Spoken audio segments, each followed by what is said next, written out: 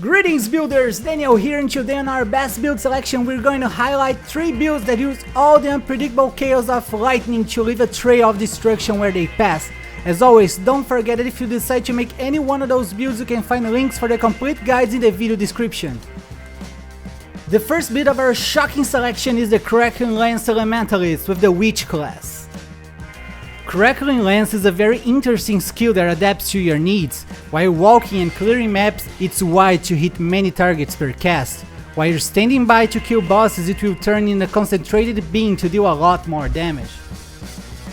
To list the pros of this build, I would start with its versatility. It's great to have that boost on area of effect and boss damage already included in the skill without the need of gem swaps. This build is also very cheap, doesn't need any mandatory unique items and can achieve great values of clear speed and boss damage, all of that on a ranged skill that also grants a good amount of safety.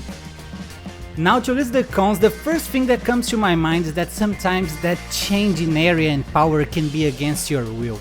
You find yourself casting a powerful and concentrated beam when you just wish to have that big area of effect, but this can easily be fixed by just taking a few steps with your character. Another issue is that to maintain that powerful and concentrated beam, you need to stay still, and sometimes this puts you in a vulnerable position on boss fights. That brings us to the last con of this build, its lack of evasion and spell suppression. As for budget, this build is very cheap. You can get it destroying early endgame maps with only around 35 chaos. To comfortably advance to yellow maps, you need to invest around 100 chaos, and for easily completing your atlas, I recommend investing around 4 divine orbs, but you can totally do it with less. Don't forget that on PoEbuilds.net you can find a list with all the equipments that you need to buy for this build, with direct links for examples being sold from other players. For clear speed, I'll give this build 9 out of 10. As I said before, the one problem is when you need to cast a few times while standing still and the area of effects gets smaller. The boss damage is very good and I give it 9 out of 10. You just need to remember that you must cast while standing still to deal the most damage. For the survivability, I'll give it 8 out of 10. This build counts with almost 50,000 effective HP because of high armor and block chance.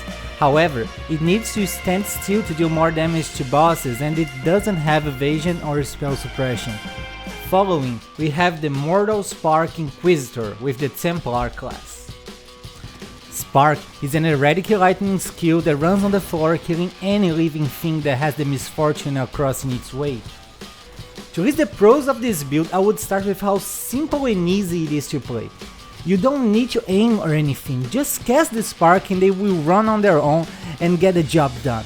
This build also only needs one mandatory unique item and counts with great boss damage and survivability. Now to list the cons, I would point that the clear speed is not very smooth because you end up having to cast spark many times. It's almost like a Raging Spirits build. Another issue would be the lack of evasion and spell suppression. But don't worry, we have many other defensive layers. As for budget, you can get it destroying early endgame maps with only around 85 chaos. To comfortably advance to yellow maps, you need to invest around 120 chaos, and for easily completing your atlas, I recommend investing around 4 divines, but you can totally do it with less.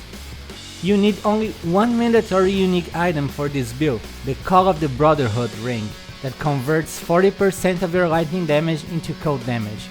This is great because we freeze enemies for more survivability, and we can also use Herald of Ice for more clear speed. Speaking of clear speed, I'll give this build 8 out of 10. Spark projectiles have a long duration and pierce enemies, so after you cast them, they go through a long distance, killing many of them. But since you can't control their path, you end up having to cast many times, and that might slow you down a little. The boss damage is great and deserves 9 out of 10, especially when you find yourself in a closed arena where the spark projectiles can hit the target many times. For the survivability, I would give it 9 out of 10. This build comes with an amazing regeneration, huge life plus energy shield pool, high armor and block chance. This can be even better if you invest a few chaos orbs buying a soul terror belt for a corrupted soul. Finally, we have one of my favorites, the Arc Totems Hierophant, also with the Templar class. On this build we use many totems that cast the Arc skill, for a fast and safe clear speed. Listing the pros of this build, I would start with how cheap and easy it is to complete your Atlas using this build. With almost no investment, you have a powerful, safe and fast character that will be the perfect currency farmer for this or future builds. Now for the cons, this build also doesn't have access to evasion or spell suppression, but don't worry, totem builds are very safe to play. Another issue is that some players might find this gameplay to be a little tedious and too easy, but that's just a matter of taste.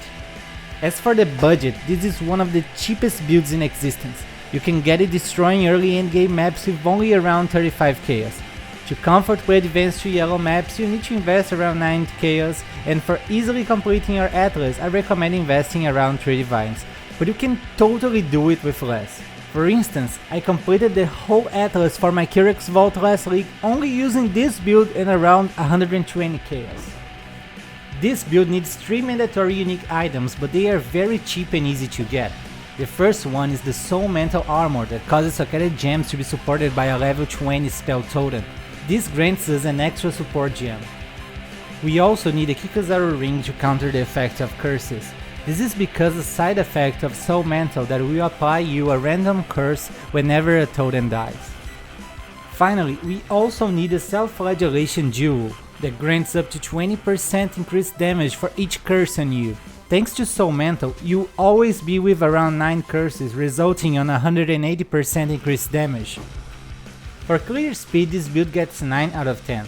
Arc is an awesome skill that chains through many enemies and easily clear big packs. This build comes with 4 totems casting this awesome skill. The boss damage deserves 9 out of 10. With the right debuffs and all 4 totems summoned, this build can take even big bosses down without any issues. For the survivability, I'll give it 9 out of 10. As a totem build, you will be always far from the action while your totems do all the work.